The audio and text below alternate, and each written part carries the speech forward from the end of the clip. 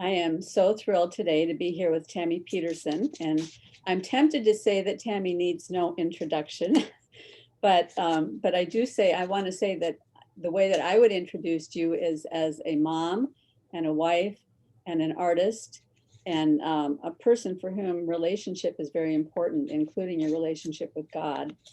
And that's what I've picked up from you through the many interviews that I've watched already. And I would like to have my viewers get to know you through this lens of your art. You've told your story many times, and usually when I start with a new guest, I have them tell the story of their growing up and how they came to where they are today. But I know you've done that many times already, and that's freely available for everyone. So you and I have one thing that's in common, is that we both started our artwork relatively later in our lives, because I didn't start painting until I was 50. And that opened up a whole new world of creativity for me that I didn't even know was there. And this was a new thing for you. Well, you've always had this creative impulse, but you didn't actually start to carve out time for yourself in that arena until a couple of years ago. So I'd like you to start by just telling anything that you would like to tell about that. And then I'd like to talk a bit about your artistic process. All right. Well, thank you very much for the invitation. I'm thrilled to be here. I think I love talking on Zoom. Never knew I would, but I really like it. And then I hope one day to meet the people that I've talked to. But nonetheless, so art. Oh, yes. Art has been a central factor. And I can go back a long ways. You know, when I was a little girl, my mom's mother was an artist. She was a nurse. She took care of an old folks home until she was retired. So that was her full-time job, but she liked to paint. And she taught me how to paint. You know, we would do just fun exercises like pouring paint on a piece of wood and then bending it and seeing where the paint goes and seeing the colors mixed together. And I remember that I did that with her once, and I was just completely taken with it. I thought that was the most amazing thing that she'd taught me. But I grew up in a small town, 2,000 people, very far north. I delivered the newspaper.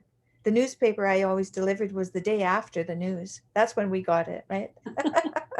So it really didn't matter what happened in the world because we didn't know about it till the day after. By then it was done. Anyhow, I was interested. I colored a lot as a kid. I sung a lot. I liked to sing. I played piano, and I used to sing like rock songs on the piano. I was always very interested in creative expression, but my creative expression, I started yoga when I was 13. So that's a creative expression. And I used Zen focus for my sports. So I was always looking for a creative side to express whatever it was I was doing. Later, only in my early 20s, there was one day where I was in Edmonton. I was living in a little house with a couple of girls. I was there for a year, just kind of finding my way when I was about 21. And someone came in to sharpen knives. He just a man on the street, he knocks on doors, wants to know if you want your knives sharpened. And he sat down in my living room, and I thought, there he is, just sitting there, So I went and got a piece of paper and some pencils and some watercolors, and I painted him. And I'd never painted anyone before, but I had worked as a model. So when I was about that age, that same year, so that's probably what went with that. I needed some money. I didn't have a job. I always like to support myself. So I was going through the University of Alberta, and I saw an ad for models needed for the art classes. And so I signed up and I became a model, and I was very curious to see what they were doing in the class. I watched them intently to see what they were looking at and what they were doing. And so I modeled off and on and helped get myself through school by being a model. So I modeled in Edmonton. Then I moved to Ottawa and did my degree and worked as a model for my first couple of years in university. And then when I finished university, I got a science degree in kinesiology, and that was pretty funny because although I read this book called What Color's Your Parachute, because I thought maybe it would help me decide on what I wanted to study, and it came out I liked medicine, I liked teaching, I liked art, and I liked sports. And so I went to a guidance counselor and I told them those four things, and they said kinesiology. And I said, well, whatever that is, that must be what I'm supposed to study because I've, calculated all of this out and those are my interests. So off I went to kinesiology, and I had to study physics and biochemistry and anatomy. And, it was a science degree. And I hadn't done any science for 7 years at that point. So I had to uh, acquaint myself with that whole process. But on some of the later biomechanics, I remember we had a presentation. I did the poster. It was a physics it was a physics assignment, and I did the poster. So I wasn't, and when we did psychomotor learning, where you're trying to learn what the brain has to do with, learning how to do more activities, I used yoga and I investigated yoga the whole time. So I really, although I did the degree, because I made a deal with God that if I didn't do this 4 year degree, I wouldn't let myself go back to university. I had to. I was very open, very creative. Everything seemed good. Being a bus driver seemed good. So did being a medical doctor. I was just interested in everything, and everything seemed possible. And that's something to do with someone who's creative, because they can see possibility in lots of different places. They see things in patterns, and they see things in other ways that maybe someone else would not be inspired, right? But I have found inspiration in psychology. I just found it everywhere. So I made a deal with myself because I tried to go to university in Edmonton. I tried in Montreal. I did a year there. I liked it, but well, I was in Montreal in about 1980, 81, and as an Englishman, it wasn't easy to get a job right then because there was a lot of the separatist movement was very strong at that point, and being English wasn't. There was a lot of hostility. I would There wasn't a lot of anger and violence, but there was hostility, and that was enough for me to say, maybe I'll move 2 hours away to Ottawa, get a job there. There's still, I can study in French if I want, but I won't, but I'll be able to support myself. So that's how I made that decision. Although I would have stayed in Montreal if I would have thought that I could find a place that was comfortable.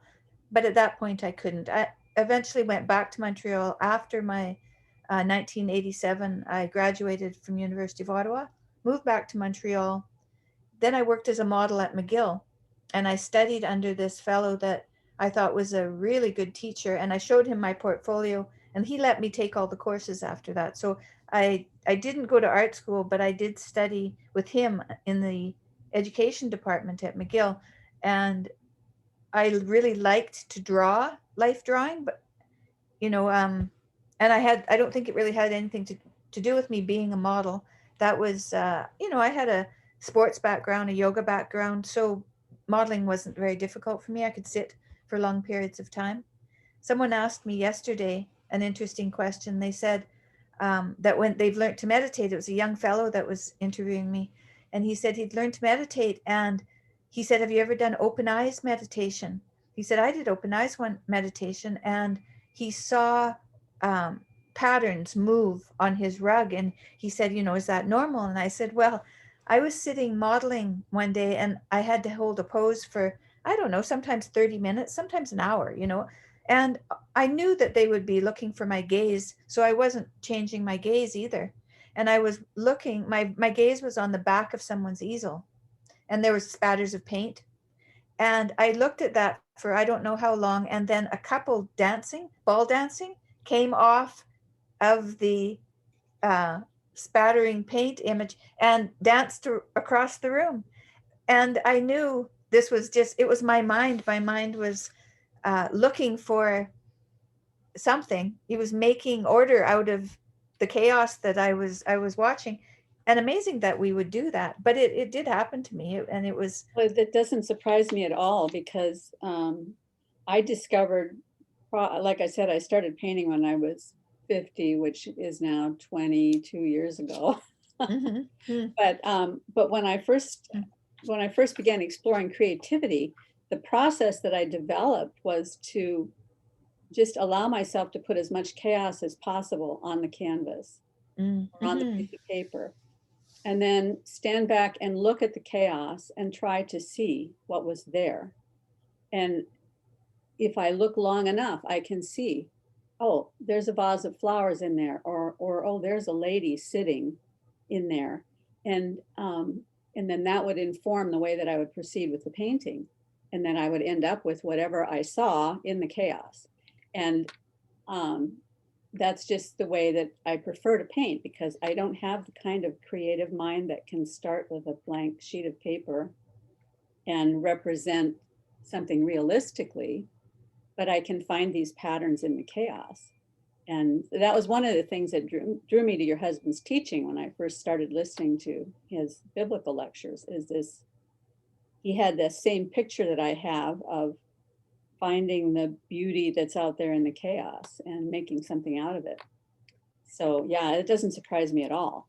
So you're working as a model, you're doing this kind of open eye meditation basically, and that was at McGill. So that's the place that we were at when I interrupted you. No, that's okay. She didn't interrupt me. You know, I really like the idea of, I mean, because I can do portraits. I can work from a blank piece of paper if I have to, but it's so much gentler on the artist to mess up the mess up the um, surface first, and then gently find out what's there, or if you're looking at something, portray it and then easily move it around as if you're working on in sand or something. You know, it's as if you're working in sand. So I've been taking watercolor course recently. I'd never taken watercolors before. I've worked mainly in charcoal. Mhm. I worked in black and white. I worked in Indian ink, black only. I worked in black and white for years and years and years. I have 3 or 4 portraits that hang at Harvard. George was a professor there, and they wanted someone to do portraits of the professors. And he said, "Oh, my wife's an artist; she'll do it," just like that. And he came home and he said, "Oh, you're hired." So I did 4 portraits that hang there, and they are charcoal. And I went to art school eventually. I went to Ontario College of Art in Toronto when we moved back, when my husband went to U of T. And I studied for a couple of years before life hit again and I didn't go anymore. But I started using the computer, and then I used color. You know, then I found, I don't know, it was something about the brilliancy of the colors on the computer that I really, really liked. And then I actually did do a little bit. My daughter, as you probably know, as lots of people know, was ill when she was young and then had her hip and her ankle replaced when she was 17. So she lost her 11th year of school.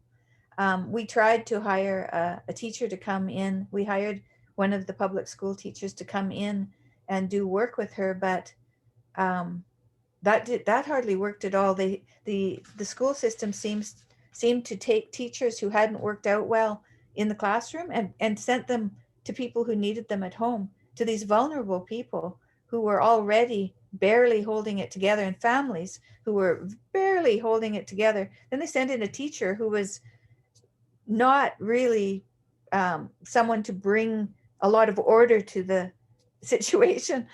So I ended up doing an art course for her that year. I think my sister did her biology course. Like, we were just trying to get her through the 11th year so she could go on to grade 12 the next year and it wouldn't be too chaotic. She ended up doing an extra year anyway. But that year, at the art project I did, was she'd taken a picture of her hip and the scar on her hip, and I put it into Photoshop. And I like to use a threshold filter where you can decrease or increase. It's like taking a topographical map, Mhm. you know, and you've seen them. There's lots of them around now, but this was really early on before anybody was doing that. But I would I know really, exactly the filter you mean. Yeah. yeah. And I'd like to reduce it to so I hardly could see what was there. And then I would actually, I have some of them here. And then I would do that. And I took her scar and I reduced it to what I thought was an interesting abstract design. And then I painted it in blue and red and yellow. So I brought, I don't know, I brought life to it. And it was the first time that I did anything in color with ink. You know, I had done it on the computer, but I'd never done it on a piece of paper. And I never saw that piece again. I handed it into the teacher and we never got it back. But it was really good for me. And, you know, when your child is sick, you can spend a lot of time suffering along with your children, right? So I just have a couple. I have these all. I have many, many, many of these, but we can look at a few of them. So this is an early one I did. These are cattails at the lake, right? So I took a picture, put it in Photoshop. These are my kids sitting on a couch eating peanut butter sandwiches, but they're barely there anymore, right? They're just barely there. All that's there is their smiles, actually. And then I did a whole series of famous women, and this was a suffragette, and I spun her on the scanner. When I put her picture on the scanner, I spun her. I thought she needed a little loosening up because she was a suffragette. She seemed pretty tight. And so I did, that was a really fun 10, I took 10 portraits of feminists and painted them all. But I like that one in particular. It was really fun. So I spent a lot of time in black and white. And I think it's so fun that you were doing this work in Photoshop. And I'm just going to interrupt here for a second. That's okay. I want to show you something that you reminded me of. Okay. I'm going to share screen here. So for a while, when I first started working, I started using Photoshop a lot, and I would use that threshold filter to get the value differential and to find where the really darks were and kind of inform the way that I was going to go in the work. And then I discovered this other filter that was an invert. It would turn the photograph into a negative, like a negative. And then you could mess with the hue, and you could shift the hues in that negative to just about anything that you wanted. And so I did this series of mothers and daughters using that filter when I first started out. And I just want to show you some of these because I think they're kind of fun. Let's see. So I'm going to go to mothers and daughters. Oh, so yeah. Here's an example of one where I did that. Yeah, those are nice. Very nice. Just capturing this little bit of light that's going through there. And that worked out beautifully. Capturing it in a negative. And then here's another one of the mothers and daughters that I did that way. So nice. And here's another one. That's one of my favorites. And then gorgeous. That kind of got me onto this idea of following the light, but maybe not going so much in that kind of almost like a posterized version. So I headed into a little bit more realistic version of it, but still keeping the light moving through. Right. Nice. And here's another one of those where the light is just moving through. Very soft. Yeah. So that was one of my trajectories. And here is a more recent, well, I'll look at this later. Oh, that's okay. I don't mind. Up to you. Anyway, it's really fun that you were messing around with those Photoshop filters, because what it does, I think, is you talked in one of your creativity interviews, you talked about learning a way of seeing, and that art is really about learning to see the world in a different way, and then attempting to show that to others, to show others what you're seeing. And I'd have to know the context. I don't remember that. Well, I'll play it for you because I've got it spun up. I'm going to Oh play it for boy. you because it Okay. was Thank you. really, really good. I just loved what you had to say. And we'll take a look at that right now. Okay. What you make in art is something is a way to see something, or a way to understand something, or a way to hear something in a new way. And it's kind of like a dream, right? If you have a dream and you understand the dream, it can help you, 10 years down the road. It can help bring what you wouldn't have known for 10 years to the present. So it can jumpstart you into understanding something in a new way without having to read volumes about it. Mm-hmm. And art is like that, right? Art is like that. It's a new way to see something or hear something or experience something without having to study it yourself, without having to understand it yourself. That it's a way to give people access to a new way. Or it's a way of giving people a chance to experience beauty in a way that they hadn't thought of seeing it before. Yes. Or torment. Mm-hmm. I have this picture. It's a copy from a woman who she was a doctor's wife, Okay. and she drew, and she was quite depressed. But she drew, this is my drawing, it's a copy of hers. And these are mothers with their infants. Wow. And it's really Haunting. It's very haunting. She was all of her stuff was very haunting. I think I have another one here. And now why did I tell you that? About tragedy, or Yeah, about right. it's you know what, I think you're getting something. I had a great conversation recently on a podcast with an artist named Nicole Wolf, and she's from Alberta, and she's been freelancing for 7 years, and she's lovely. We were talking a little bit about truth in art. It's like you're saying, it's like a different way to communicate and see something. Mm-hmm. And that's why I think, not enough people give credit to art for being what it is in part. It's like a truth seeker, like truth, beauty, and goodness, the holy trinity of things, like they're connected, and you can have one as the access to the other. If you understand, let's say, something to be true, then with those eyes, maybe you can see its beauty. It's like mathematics, right? Like if there's beauty in mathematics. Mm-hmm. And then sometimes you can see something beautiful, and you can know it to be true. And the example I love is at a wedding where the father is there to dance with the bride. And if they were just hugging and kind of like walking in a circle and there was no music, it would probably feel weird and nobody would know what's going on.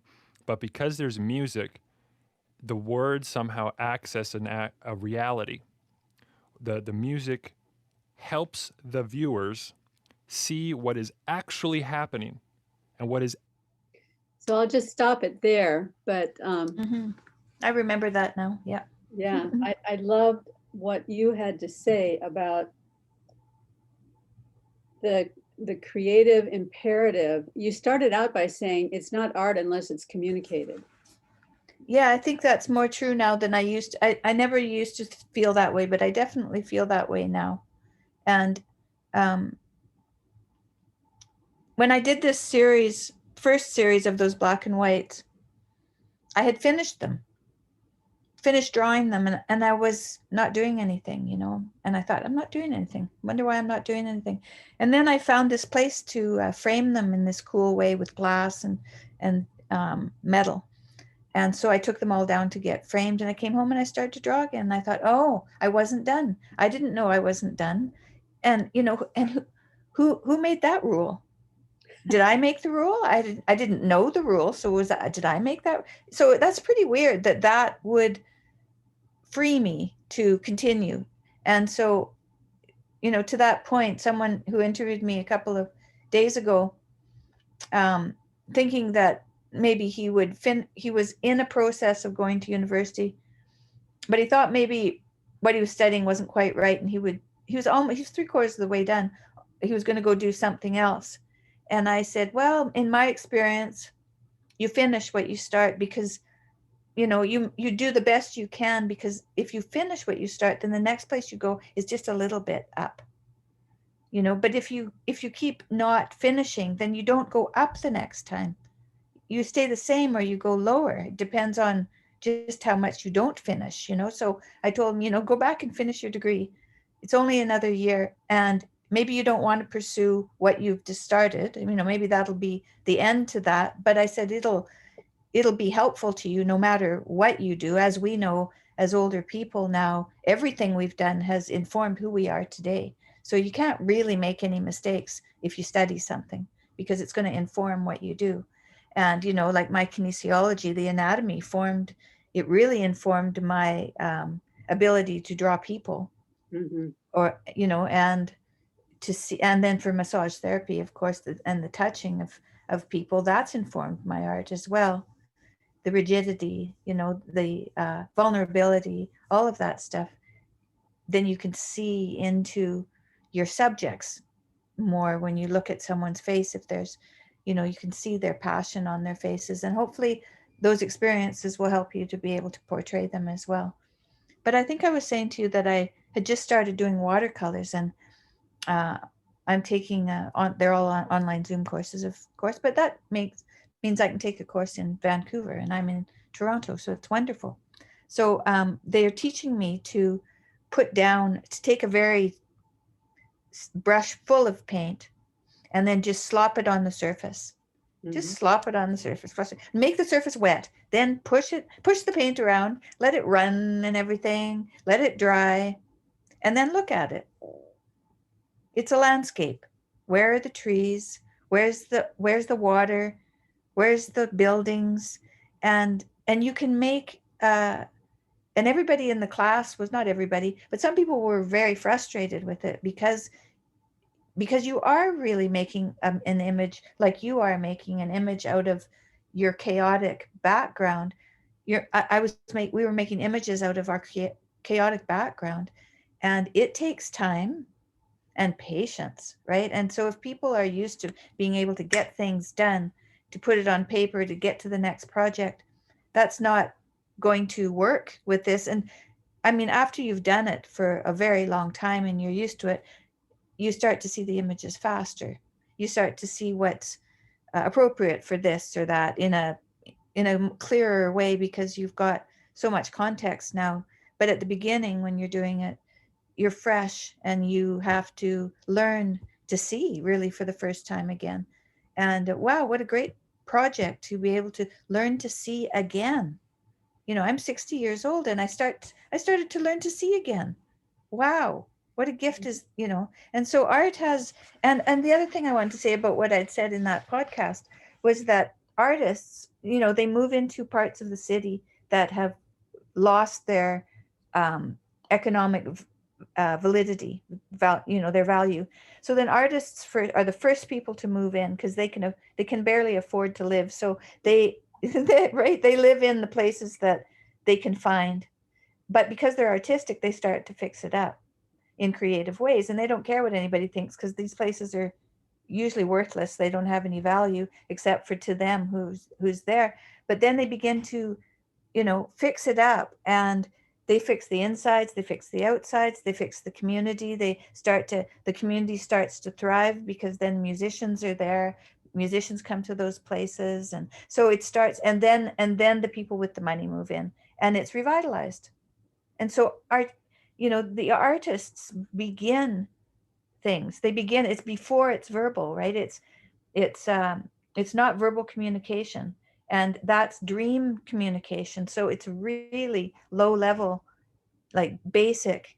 It's not that it's simple. It's something that we share with chimpanzees and crocodiles, this really basic understanding of life. And I think art is bridging those relationships between something that is universal and bringing it personal, in a number of different ways. But yes, bringing a universality and then making it and then crystallizing it, right?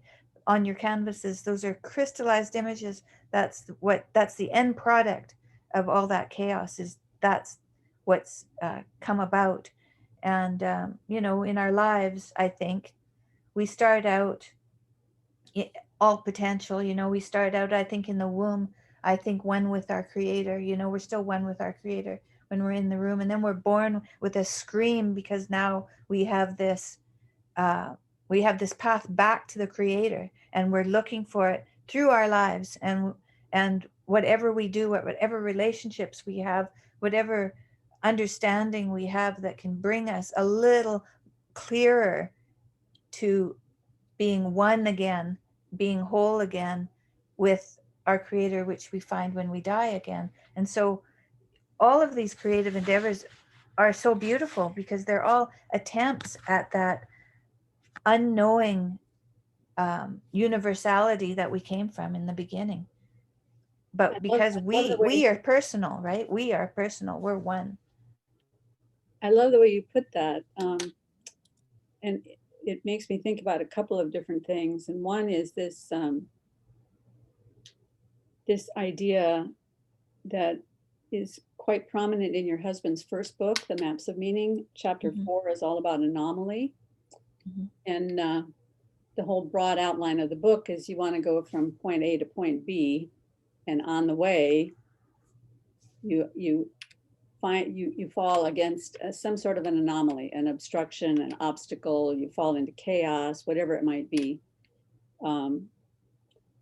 You've certainly had those in your life. Your daughter's illness, your own illness, your husband's fame, and all of the attendant problems that have come with that.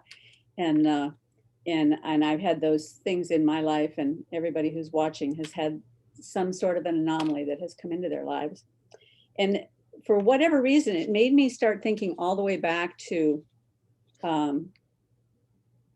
how knowledge is gained, even at the very smallest scale. If we think about, let's just imagine the first living cell, whatever that was, that first living cell would never have gained any additional complexity in its DNA if it had not faced obstacles that it had to adapt to. And it's in that adaptation to the obstacle that the information increases. And that's exactly what our lives are like. It's the whatever happens that allows us to adapt to the obstacles or the pain or the suffering or the traumas of our lives or the joys, all of those things, we're adapting to that. We're growing in our knowledge, in our wisdom. So I like to think of how each individual is not only unique according to our DNA, but we're unique according to our experiential DNA. Every one of our experiences, everything we've read or heard, or music that we've listened to, or art that we've seen, has informed our view of the world. And in that same conversation, when you were talking, the two of you were discussing why is it that so many people are not compelled to create? And I don't think I think it's actually a little bit of a different question. I think it is, why is it that so many people shut off their need to create? And I think it's this fear of, first of all, having to allow yourself to access the pain and suffering that you've been through, or allowing yourself to be vulnerable or be seen or be judged. And so people tend to find other ways. I mean, I think your interlocutor mentioned, he knows these guys who can go out and go fishing and get a six-pack and come home and watch TV, and they're perfectly satisfied with that. Maybe they look perfectly satisfied with that, but there's something in them that I think there's an imperative to share our unique perspective of the world. Whether we do that through art or music or cooking or beautifying a room or even filleting a fish in the proper way and serving it up from a charcoal fire. That creative imperative is there because that's what allows us to participate in the community of humanity. And we all need to do that. It's important. So I think Jordan in some of his lectures talks about trying to have respect for where you are and who you work for and what you are doing, and to do it well, right? In order to go somewhere else, which is, my interpretation of that is that, you do the best you can. You try to make things beautiful and cohesive, and hope that when something happens, that when you come back together again, you'll be at a higher level of understanding. And when I was ill this time, very very ill this time, and then Jordan was has been suffering since then, but my understanding, like who I am now and what I find valuable, has changed. It's not as if I didn't have some understanding. I had some understanding, but it's deeper now. It's just much deeper. I This morning, so last week, 2 weeks ago maybe, I was walking down the street, and there was a woman walking the dog in front of me, and it was a little spaniel, black spaniel dog. And when I was a young girl, I used to go off to my uncle's and aunt's farm, and down the back road was my other aunt. So they lived only a quarter section apart. And one aunt was married to a farmer who had animals, and my aunt had a greenhouse. And so we'd go over there, and she had a spaniel. And so her daughter had spaniels, and she would post them on Facebook because he was a blue ribbon dog, and she was always so thrilled. But her dog never reminded me because it was brown. The spaniel I knew was black. And so there's this woman walking, and I just see this dog, and I just said to her, I said, that dog reminds me of my aunt's dog. And she turns around, and we start chatting a little bit. And then we realize that she's been at the dog park with my son. She has very similar interests to me. So my son and his wife tell her about me. So she already knows who I am. And then they tell me about her. So I already know who she is, but I've never met her. And so now I've met her. Oh, we realize we know each other. Oh, okay. I said, well, I'll walk the dog with you anytime you come by. So then she texted me, gave me her number. So this morning we went out for a walk, and wow, she was telling me all this fascinating stuff. And I'm sitting there listening, thinking how, you just have to be open, because you don't know who is going to give you information that is novel and helpful. And she's talking about healing sounds, that she studies healing sounds, and she's an architect. She's an architect by trade, but very open-minded. And now she works in palliative care and goes to hospice, which was where we kind of met. Our interests were meeting there. And she uses these healing sounds for people who are suffering. And so then she told me, how to find out how to learn about it and everything. And so now I'm going to take a course on it next week. These things, they come up out of nowhere. And but it isn't nowhere. It's the time, it's the place. These are like little miracles that happen in life if you're awake and ready. Ready, every day ready, because you don't know. Something like that might not happen for quite a long time, but if every day you're preparing yourself for a moment, then those moments can arrive. Mm-hmm. And so that's how I live my life now since I was sick, is I prepare for every moment of a miracle to be on the horizon. And it might be in my art class, but it might be while I'm walking, by myself in a park. It might be while I'm babysitting my grandson. I mean, I don't know what's going to happen, but usually when there's a day where maybe I need to show my compassion and I'm asked to babysit, and I can say yes. So there I can fulfill this necessary service to the greater good, and put myself in a situation where I can have some more creative insight somehow, which is what I always want. I want creative insight, because I think everybody can benefit from that. We can benefit from that. As I said in the video, you might learn something that you never would have known if you hadn't studied it for 10 years, and now here you can know it, right? I mean, this woman, she spent her whole life learning about healing sounds, and now I'm going to learn about them just like Well, that. the healing sounds thing is just fascinating to me because two things immediately came to mind. One is that, you know, the bridge builders of the early part of the 20th century got more and more and more creative with their bridge building until they finally built a bridge that collapsed. And the thing that caused it to collapse, you've probably heard this story before, is that the wind caused a hum, and the resonance of that hum was exactly the same resonance of the structure of the bridge, and the two of them together just began working together, and the bridge began swaying and swaying and swaying until finally it just collapsed. And so that is a kind of when the two sounds are too much alike, then you have this problem. But then on the other side, I had a long conversation with a physicist early in my channel, and he was telling me about something called stochastic resonance. And stochastic basically just means like randomness.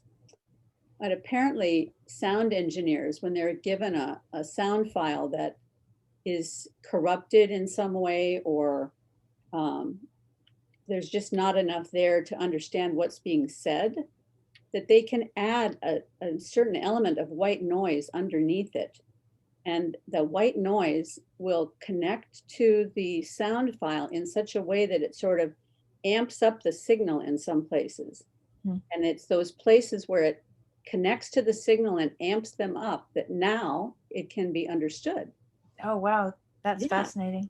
So to me, this idea of healing sounds, there must be something in that where, and I mean, this sounds a little woo, but you know, when you talk about doing your art where you're connecting with something more, right? You're connecting with something more. And that something more, whether it's your future speaking to you, or whether it's God speaking goodness, truth, and beauty into our lives. Even the artist who was doing the work that you showed in that video of showing the trauma and the suffering, that's a way of understanding God's goodness as well, right? And all of that to say that there are things in the world that we just can't understand. They're just beyond us, because, I mean, obviously, if God was understandable, he wouldn't be God. He's going to be so far above us that there's just things we can't understand. And yes, and that's where faith comes in, right? That's where faith comes in. But I'm hoping that these healing sounds, I know that I've done a lot of yoga, right? And I've done a lot of chakra work, and just I'm, you know, I have a big history. From the time I was 13, I was doing yoga, so long time, meditating for a long time in different ways. And these healing sounds of repairing all of the dissonance that might be in your body, that sounds like a great idea to me. That sounds like a great, if I can undo any, and who knows if those say those blocks in my energy, are they mine? Are they my ancestors? Are they societies? Like, I don't know. We don't know, right? Because we are one with everybody. So we don't know exactly what's inside of us and what's outside of us and how they interact. So I think getting the harmonics right, getting the having the healing sounds come and organize at a very energetic level to organize, then the understanding and the compassion and the love that can come from that sounds like it's worthwhile pursuing. So So we'll see. I'm going to do a course next week on it's sound healing for your family and your past generations. So this is really, yeah. So I find that very cool. So obviously, I'm pretty open to new experience. Well, all of a sudden, I just had another memory of when I lived in Japan for 3 years. And during that time, well, my husband at that time and I were missionaries. Mm. And there were some other missionaries that were living on a kind of a remote island, and they needed a place for their son to live while he was in high school. And since we were in Tokyo, he came and lived with us. And he was a high school kid, and he listened to a lot of rock music, and he was really struggling in school. He was getting pretty bad grades. And one day I said to him, I said, this probably sounds a little weird, but I said, I read this book called Your Body Doesn't Lie. And in the book, it says that certain things can affect the way that you think and the way that your health and everything else are functioning. And one of them is music. I said, if you listen to rock music, you lose your upper body strength and you lose your clarity of thinking. And if you listen to classical music, you regain your upper body strength and your clarity of thinking. And he said, yeah, that's baloney. I don't believe it. I said, well, I'll prove it to you. And so there's this test that you do with upper body strength where you have to put your arm out and then somebody has to come along and try to push it down. And if, when you first put it out, they can't push it down almost no matter what they do, because this is a very strong muscular thing here. But if you put a little dot of sugar on their tongue, immediately they lose their upper body strength. Mm-hmm. Or if you put a piece of plastic on top of their heads, immediately they lose their upper body strength. Mm-hmm. And if you play rock music, immediately you lose your upper body strength. And I did all these with him, and he was just blown away. And then I played classical music, and I couldn't push his arm down. He said, you're just not trying hard enough. So my husband comes in and pushes. No way, we can't push his arm down, right? So he started listening to classical music, and he went from a C to an A during that semester. Oh, wow. Yeah. But Wow, then the next semester, cool. He went back to the rock music and started to collapse again. Because that's the way we are as human beings, right? Uh-huh. Yeah, well, yeah, that's very interesting, because classical music, I mean, if you listen to it, you can feel the levity. You can feel the depth and the levity in classical music. Rock music, you just want to stomp your feet, pretty much, right? Yeah. So it's pretty. I still like rock music, and I like blues, and I like jazz. I like all kinds of music, and we probably listen to all kinds of music. So hopefully, some of that is happening to us. Well, one of my viewers had a question for you. I asked my viewers, I said, does anybody have a question that they would like to ask Tammy Peterson? And she had a kind of an unusual question, because she's a ballerina. Mm-hmm. And she's very involved in the ballet scene in London for many years. And now she teaches, now that she's no longer on stage. And she said, well, this probably sounds like a strange question, she said, but it's one of my hobbies that I do. I try to figure this out about people. She said, if you could train yourself and your husband, if you could both train to do a dance together, a partner dance, mm-hmm. What kind of dance would you want to do? And in what environment would you want to be doing it? And what would you imagine yourself wearing when you're doing it? Okay, well, the first thing I thought was a blue dress. So I would be wearing a blue dress, not a deep blue dress, more like a cobalt blue, but muted, not a bright blue, more like a smoky blue dress. That's what I would wear. And we took dance classes once when our kids were really little. So he's challenging to dance with. He's a lot taller than me, and he takes really big steps. So that's funny, to dance with someone who takes really big steps. That's very funny. But let's see. So what if I could dance anything with him? Ballroom dancing would be really fun. I think if I was young and I didn't have any pain or anything, and I could really dance, something that I'd like to do. Let's see, what was that kind of dancing? Oh, I can't remember what it is. It's very intimate kind of dancing that people do. I had one woman, she ended up leaving her husband and going with the dance instructor, I think, because of this kind of dancing. Anyway, ballroom dancing, I think, is what we would do, because we could do that anywhere and for a very long time. So I could do that with him when I'm 90. That'd be good. So you said, what kind of dance? What would I be wearing? What would he be wearing too? Yes, what would he be wearing and where? Where would you be? Oh yeah, and where? What would he be wearing? Oh, I think he would be wearing, I'd be wearing blue. He'd be wearing gray, like a gray suit. And he'd wear a suit. And shiny shoes. He'd have shiny shoes on. And I wouldn't put him in a tie because that would be too hot. So without a tie. And maybe no suit jacket, just a shirt and dress pants and shiny shoes. I think that would be good and comfortable. Mm-hmm. So, and where would we be dancing? I can see us dancing on a balcony, a stone balcony in the mountains somewhere with a view over the horizon. That would be good. You have a beautiful sense of imagination. Oh, thank you. Really, I mean, if she had asked me that question, I would be,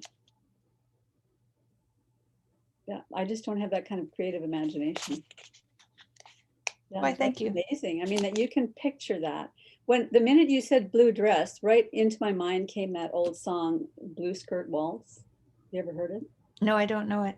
Oh, I'm in the description section of this video. I'm going to put a YouTube video of Blue Skirt Waltz. It is just a wonderful, wonderful song.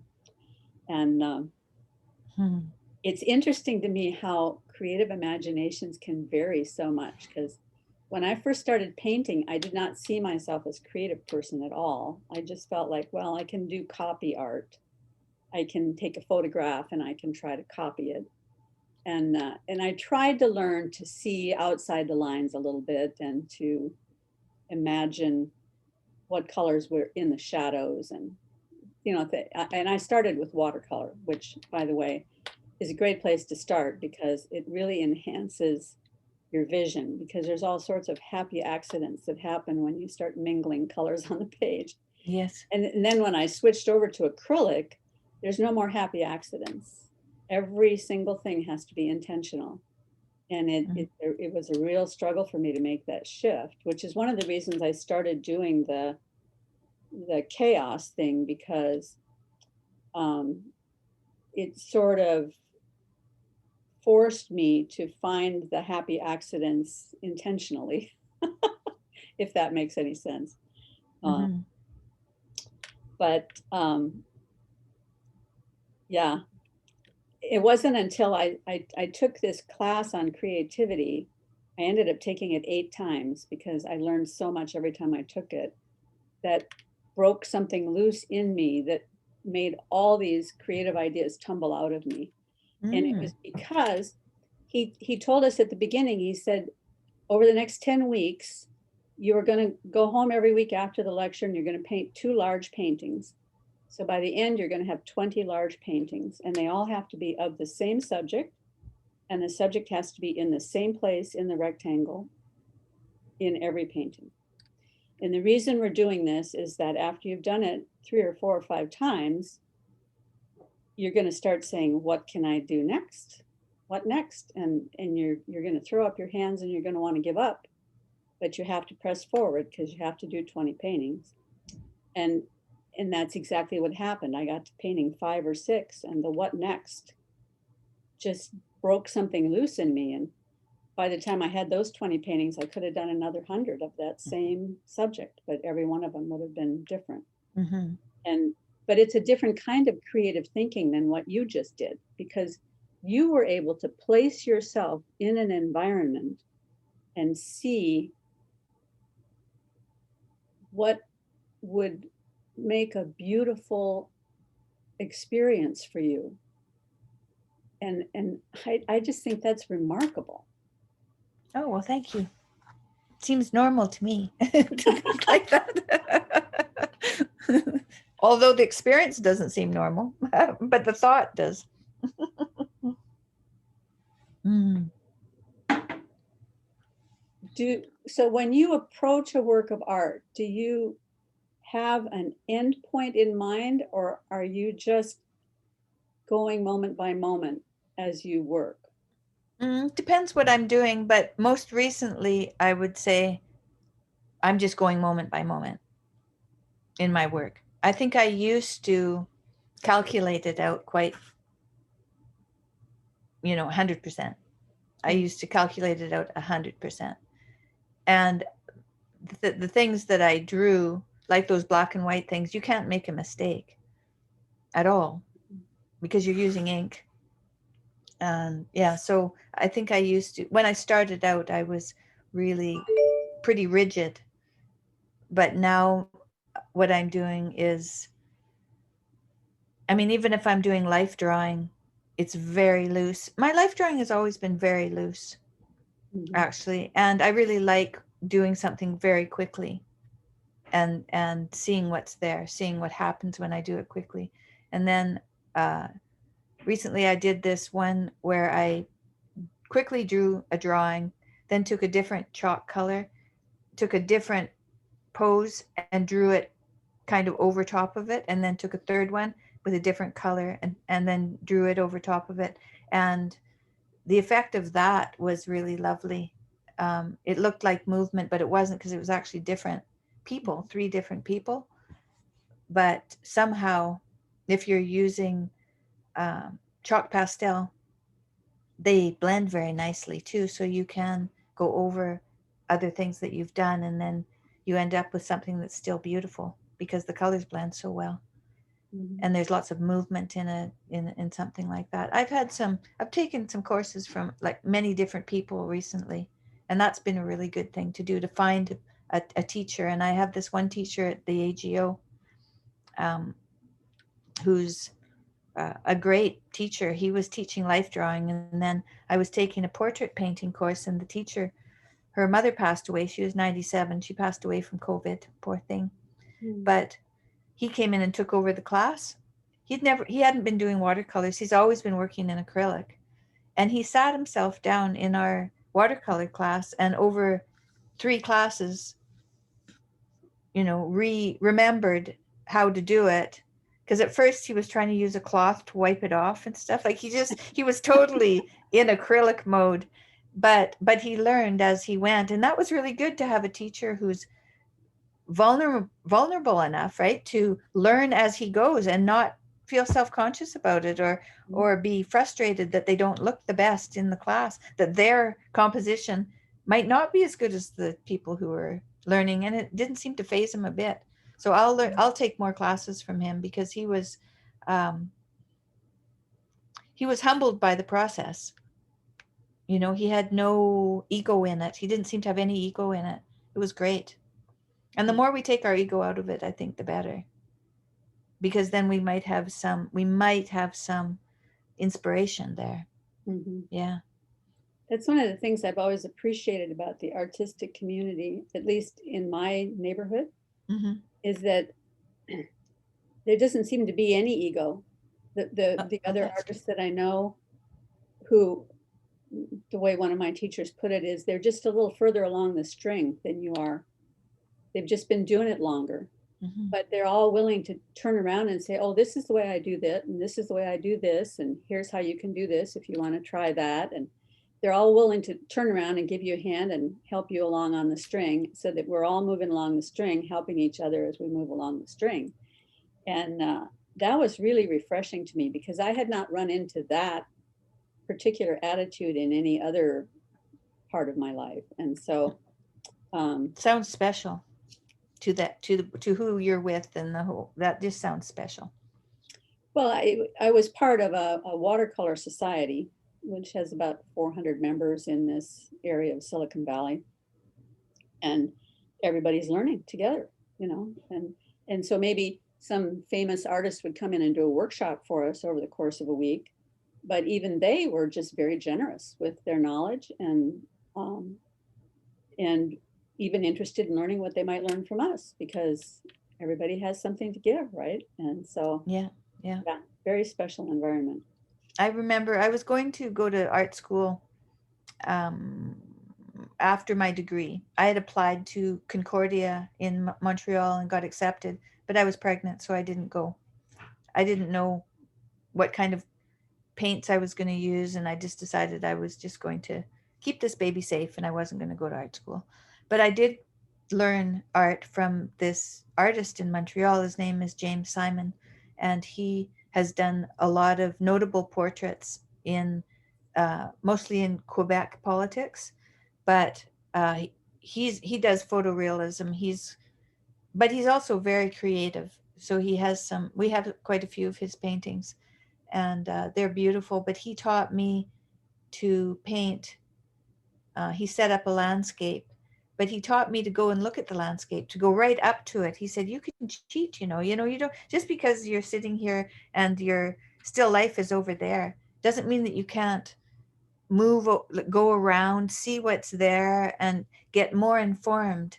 And so he said the whole idea of art is to figure out a way to portray this, and you can break all the rules if you want to get it done. And that was a really good thing for me to learn young, because I realized then that I didn't have to follow any rules of any kind. I could just get it done in whatever way was available to me. And that was good, I think, because when people think I lived with a woman. um, she took care of me. I was sick when I got out of my first degree too. I got sick then, and I went to live with her, and she was telling me she wasn't creative at all, and I was saying, well, I said, you haven't found your creativity yet. That's what I would say to that. And she kept telling me that, and I thought, well, she wouldn't be that um, she wouldn't be telling me that she never wasn't creative if she wasn't, because she wouldn't even care otherwise, right? But she cared whether she was creative or not. Or not. So you knew she probably was. Anyway, she ended up designing quilts and making quilts um, not that many years later, and they were beautiful.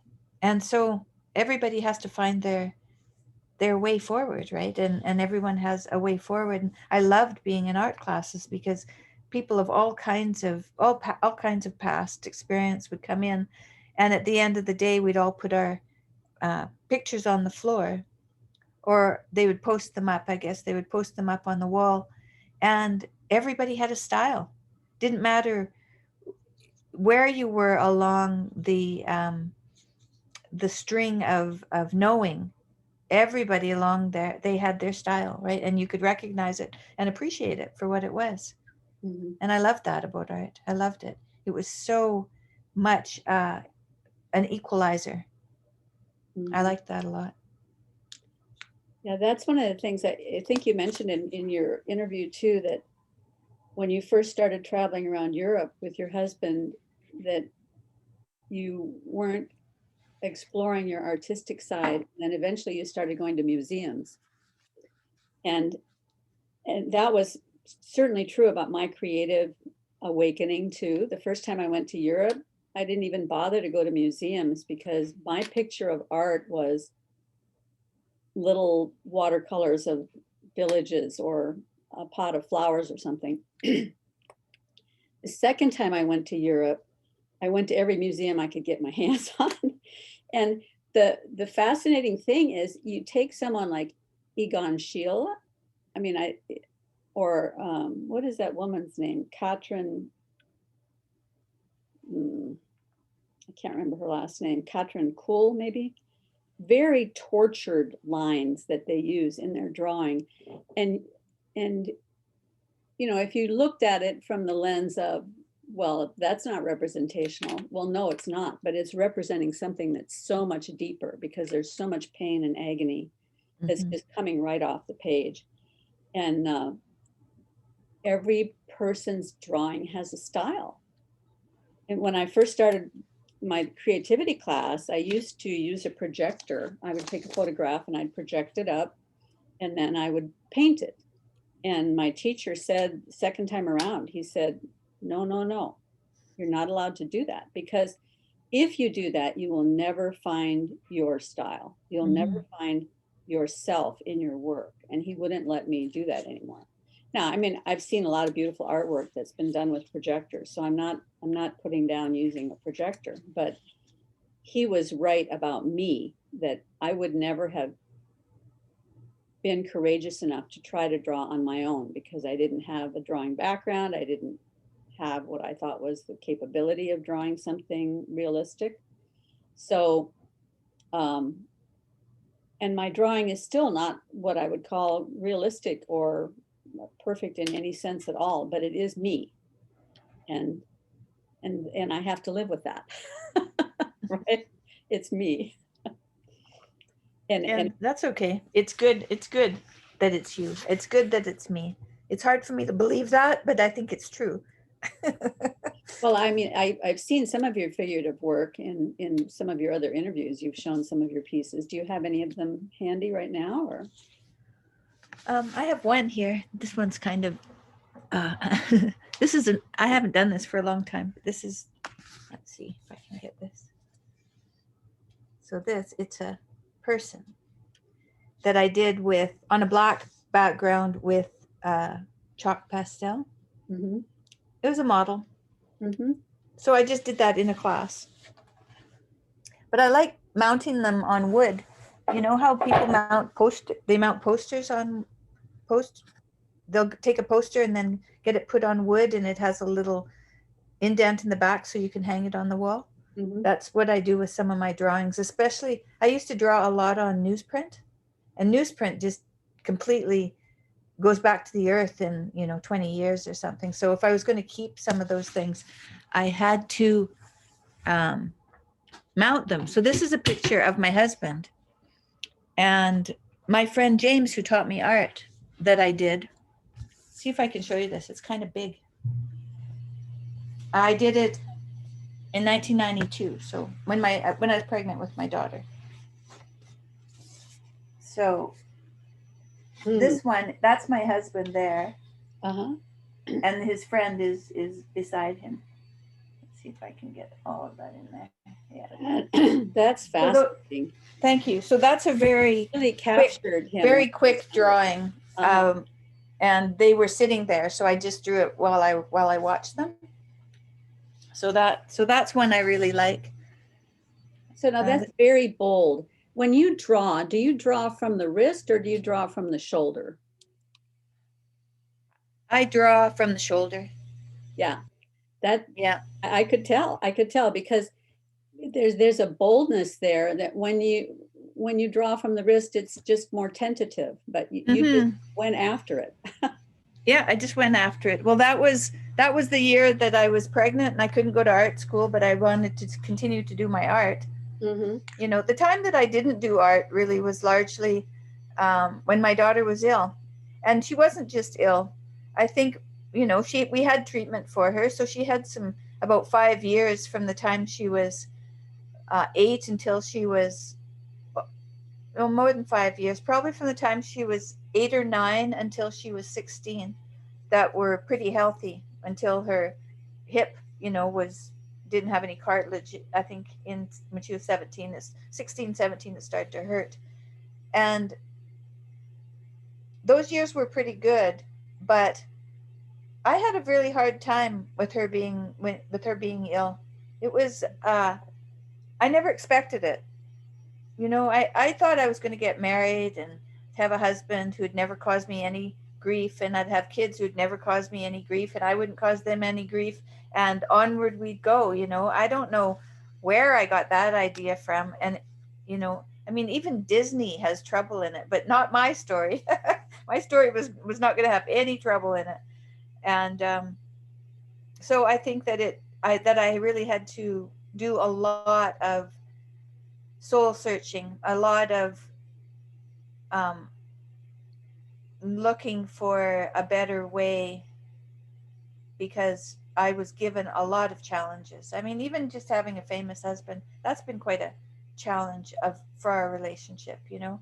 Um, when he was going to go on this book tour, and it was going to be who knows how long. It ended up being about 2 years long. It was a long tour. And I decided to go with him. I thought that if I didn't go with him, that would probably be the end of our marriage, because you can only stray from each other so far. It seemed to me anyway, so far before there's nothing to come back to.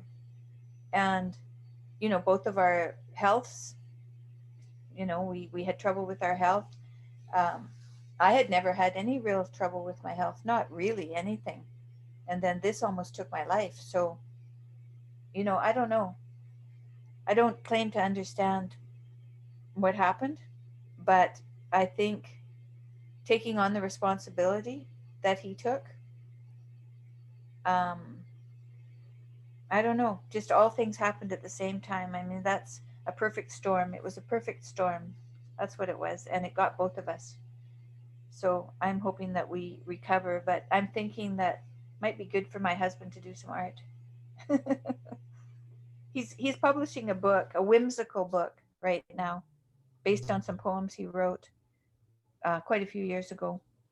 And I think that's good. I think that's a good kind of a, it's not it's not that much of an intellectual pursuit, right? It's more of a creative, fun pursuit. It's still a book, but it's in that book category, but it's completely different from the other books that he's put out.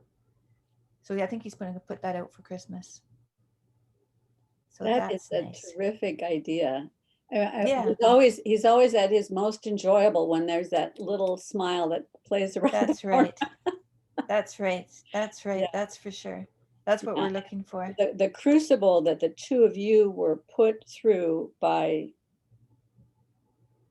the news media and by those who have a compulsion to destroy goodness and beauty, um, is something that no one should ever have had to experience.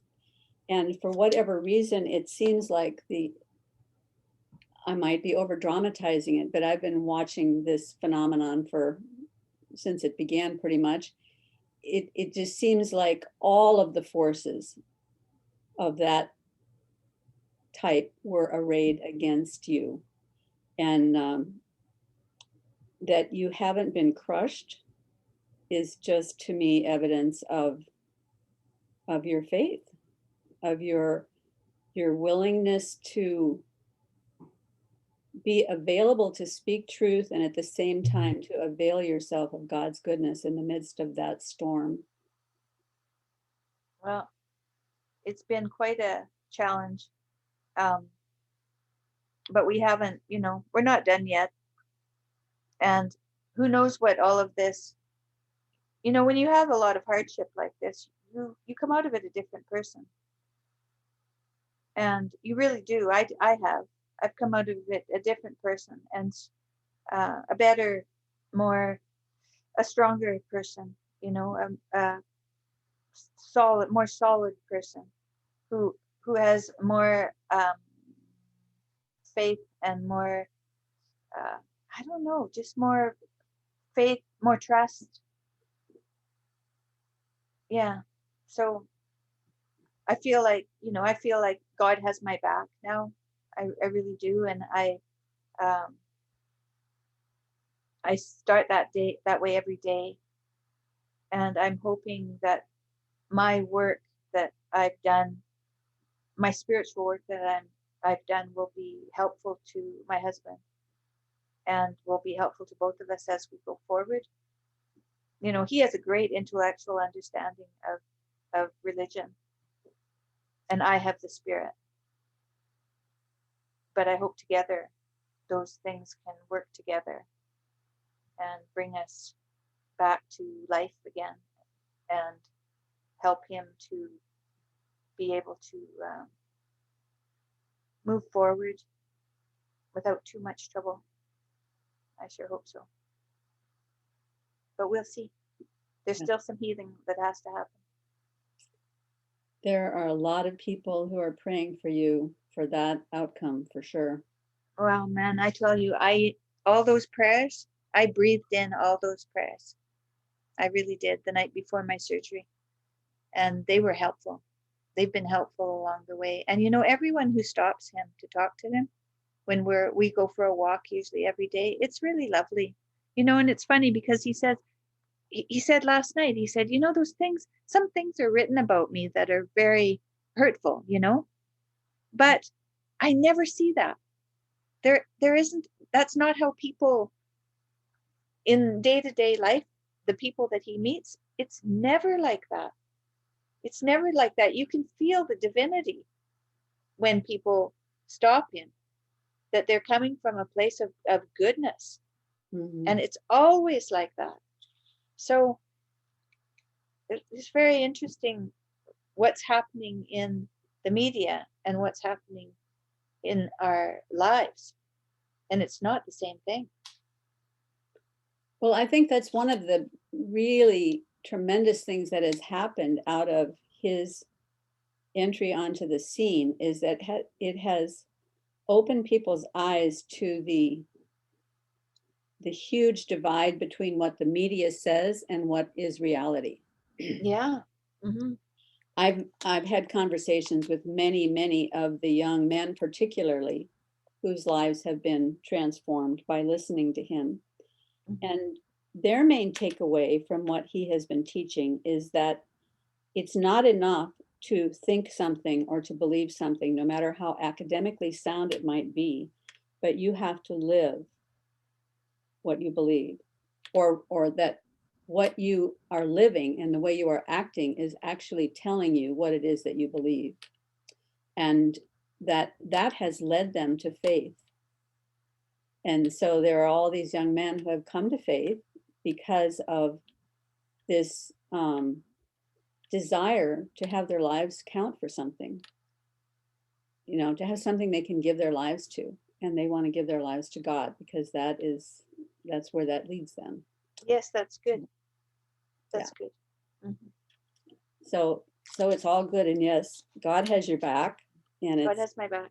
It's wonderful that you can sense that because you're in the midst of a firestorm for sure. I went through a firestorm on a much smaller scale than that when I was a new believer back when I was in my early 30s. I got elected to the legislature in Iowa, and all the forces of darkness came after me during that 2 years, and constant press coverage and just every attempt to annihilate me. And because I was not very strong, there were a lot of days I just wanted to crawl under the bed and pull the covers down with me and just stay there all day long because I just couldn't go back out again and face the ire of the news media. But I also learned you would know then. You would definitely know about that then. Yeah. So, but I also learned that God is good and God is bigger than all of that. So, yeah. I think I recognized you maybe from TV, maybe back then. Were you on TV during that time? I was, but only in Iowa. I mean, I don't think Only I would in have been on Iowa? It TV wasn't like that. international news? No, I don't think so. Well, I'm from Alberta though, so that's in the region, isn't it? Because that's all out west. Yeah. Anyway, I'm glad that you seem to be doing well, so that's good. Well, one of the things that came out of that is that I came to the conclusion that political activity was not the way forward, that the way forward was person to person. Yes. Yes, right? Yeah. Mm-hmm. Right. Clean your own room, sort of. Yes, exactly. Yeah. Right.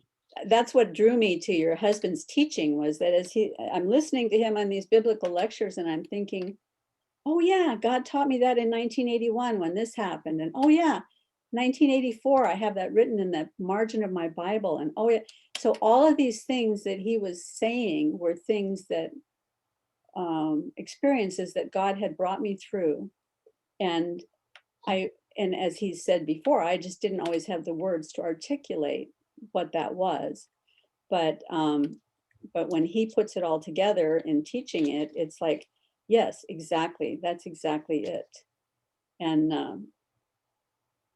I'm talking way too much since this is your conversation, but I want to say one other thing, and that is that the other thing that I came to through my study of creativity is that the elements and principles of art, as they've been observed through all of the centuries, of what makes a piece of art compelling, what makes it something that people want to look at, those things show up in every single domain of knowledge. Those things show up in every scientific domain. They show up at every scale, from the cosmos all the way down to the smallest particles. And that is the avenue that I've been exploring on my channel since I started my channel, talking to physicists and biologists and chemists and just ordinary people that have a variety of interests, to see if indeed there is something about those elements and principles of art, of creativity. And when Jordan Peterson talks about that, he's talking about that wave that you ride when you have one foot in order and one foot in chaos, and you're riding that wave. That wave, I really think, is creativity. And that wave of creativity is what puts us in touch, allows us to align with reality. I mean, God is truth, God is reality. And when we align with that, we can see all of those elements and principles of art. And that's why I'm always so interested in an artistic process, because, for example, when you started out drawing, you were primarily using line, I'm assuming, Mm-hmm. and line is one of the elements. Line, in order to be really beautiful, has to have repetition, variation, gradation, balance, rhythm. It has to have a variety of sizes of line, variety of darkness of line. All of those things are important to the line. And that's true of every single one of the elements of art. And it's true of all the different ways that we handle color. And Mm-hmm. it's a 400-page book that I haven't written yet, but it's been fascinating to hear about your process, and that you're now working with color, I find particularly interesting, because all of those years that you spent in black and white established for you how to deal with value pattern and how to deal with structure. And you could do all of that without having to think about color. Now you're bringing color into the mix, and then you have an automatic way to impose your subject onto the color, sort of, or to integrate it into the color, because you already have that ability to draw. I hope you're right. Well, I'll be excited to see what you do when you go through these classes, and the healing sounds too. I hope you get a chance to talk about that in the future. Yeah, I hope I do. Yeah, I'm going to take one course next week and another one mid-July. So we'll see. Mm-hmm. Well, this has been absolutely great, Tammy. Thank you so much for giving us so much of your time. Well, And, thank you very much for your invitation. It was lovely to meet you. have a great day. You too. Bye-bye. Bye-bye.